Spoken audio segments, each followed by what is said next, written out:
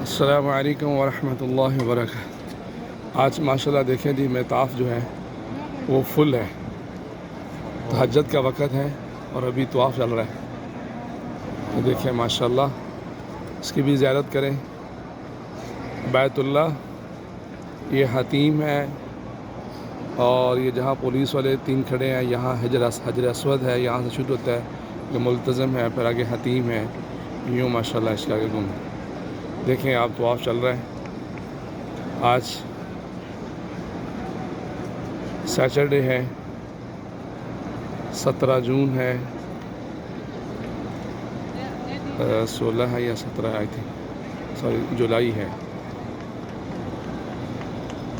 माशाल्लाह